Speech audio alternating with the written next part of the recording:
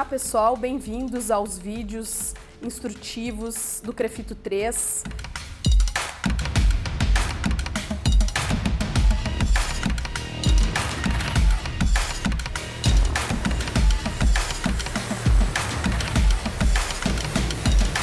Após a admissão do paciente, na unidade, após você conferir, fazer o checklist do funcionamento adequado da máquina, da rede de gases, dos circuitos, dos filtros necessários, é importante que você estipule os parâmetros de base a esses pacientes. O que é interessante é que isso seja feito antes de que o paciente esteja já pronto para receber a ventilação mecânica.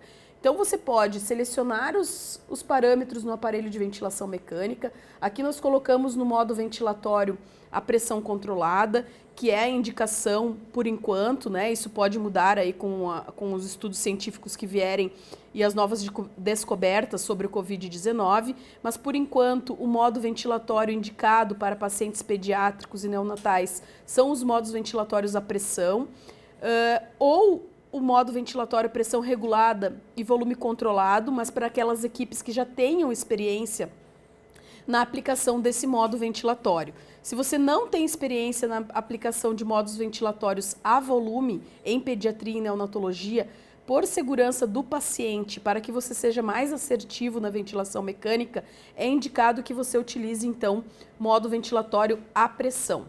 Se você escolhendo o modo ventilatório à pressão, você vai ter a fração inspirada de oxigênio, que aqui nós vamos deixar a 21%, porque é uma simulação.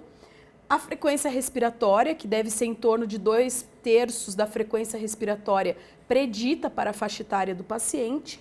O tempo inspiratório, a pressão positiva expiratória final, a pressão inspiratória e a sensibilidade que você vai estipular no aparelho. Agora o objetivo desse nosso vídeo é falar sobre os alarmes, então num próximo vídeo eu vou comentar sobre os parâmetros iniciais que você vai precisar colocar no aparelho de ventilação mecânica. Lembrando que se você colocar os parâmetros iniciais, você pode pressionar nesse botão do aparelho ou de outros aparelhos e colocar o aparelho em stand-by. E assim você vai deixar já os parâmetros pré-selecionados para que depois que seja o momento adequado de colocar a ventilação mecânica no paciente após a intubação traqueal que for realizado pelo médico e equipe multiprofissional, aí você pode dar início à ventilação e ter a garantia de que os parâmetros que você pré-selecionou são oferecidos ao paciente. Quando nós falamos de alarmes, é muito importante porque a gente sabe que os alarmes a gente tem um valor mínimo, que seria o valor mais baixo de alarme, e o valor mais alto de alarme. Nós podemos estar ajustando esses alarmes para a pressão inspiratória, para o volume expirado, para a frequência respiratória, para vazamento, para a apneia, para a fração inspirada de oxigênio, para vários outros itens da ventilação mecânica, a depender dos recursos do aparelho de ventilação mecânica que você tenha.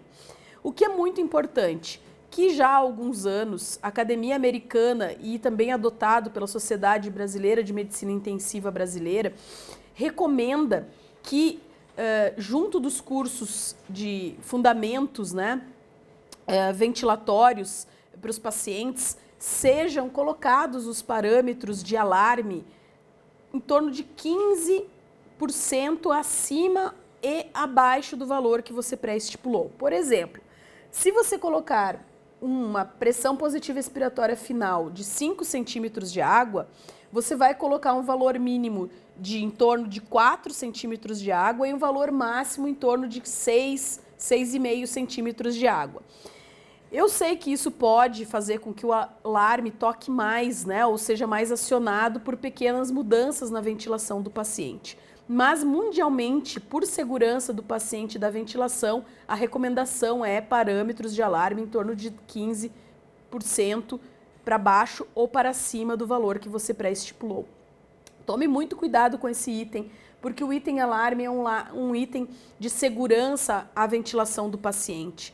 Se o aparelho alarma dentro dos parâmetros que você pré-estipulou, quer dizer que algo está se passando e você precisa corrigir o que está ocorrendo. Pode ser um vazamento, pode ser excesso de pressão ou de volume na via aérea, pode ser um alarme acionado de pressões inadequadas ou de outros, como por exemplo a apneia. Fique atento aos alarmes. Os alarmes são segurança para o paciente, mas também é uma segurança profissional para você que estipulou esses parâmetros e carimbou embaixo do que você pré-selecionou. Até o nosso próximo vídeo.